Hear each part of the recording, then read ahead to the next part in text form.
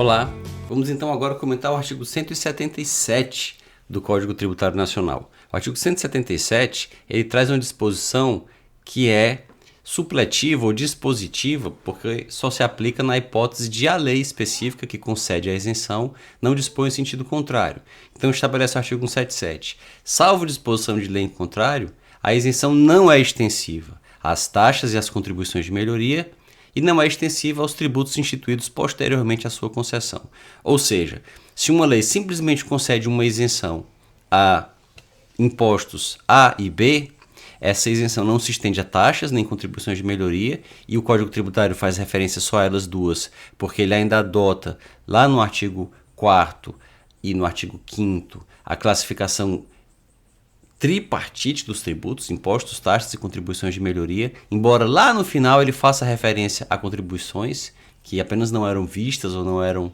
tratadas como uma espécie autônoma,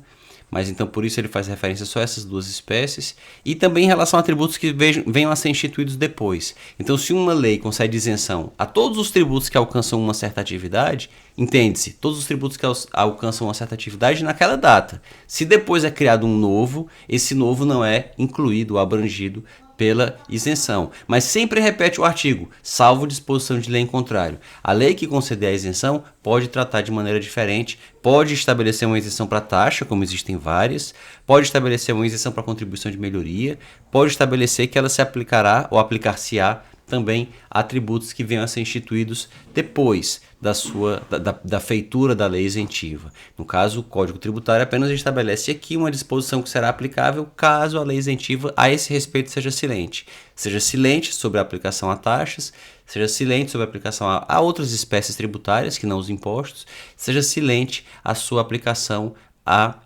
tributos que sejam criados depois. Mas claro que o contexto sempre será decisivo para isso. Então, se trata de uma norma que trata de PIS e COFINS, por exemplo, e lá pelo meio da lei, que tem inúmeros artigos, há um tratando de isenção, ainda que ele não diga expressamente, o contexto sugere que aquela isenção é de PIS e COFINS e não de outros tributos. Então, esse aspecto deve ser lembrado na interpretação desta disposição.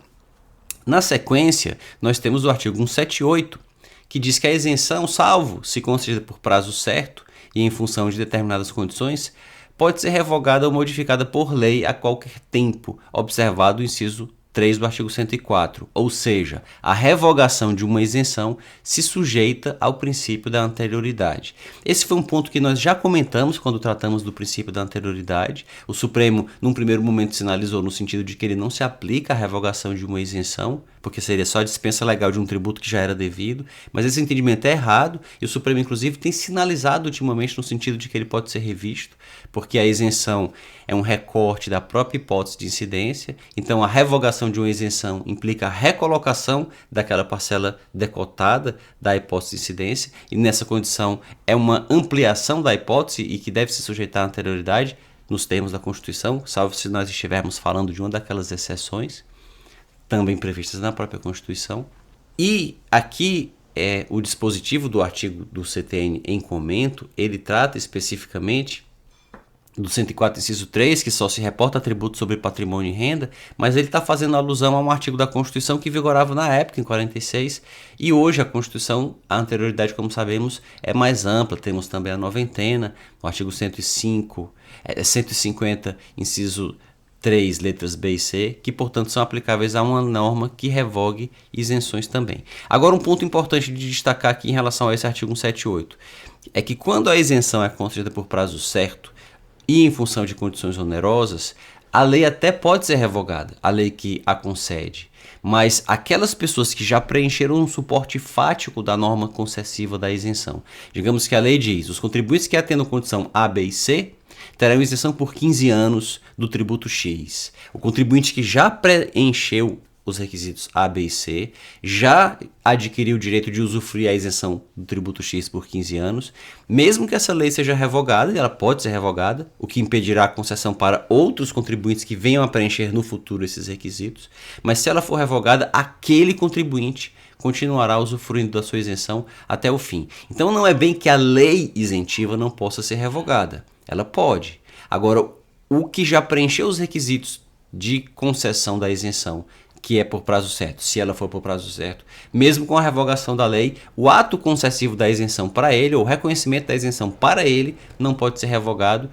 a menos que se cumpra, a menos que se verifique que ele não cumpriu os requisitos. E aí, nesse caso, nós vamos ver quando comentarmos os próximos artigos, não se trata propriamente de revogação, mas de anulação. Se a pessoa cumpre os requisitos, ela não pode ter a isenção revogada. Se ela não cumpre, a isenção pode ser anulada, mas isso é um outro problema. Então, se tiver gostado desse vídeo, não se esqueça de curti-lo, deixar aqui nos comentários o que pensa a respeito dessa questão e de outras, se inscrever no canal para acompanhar os próximos, encaminhá-lo, compartilhá-lo aí com seus amigos nas redes sociais, para que pessoas que possam ter interesse nesse assunto saibam da existência desse canal e deste vídeo. Até uma próxima!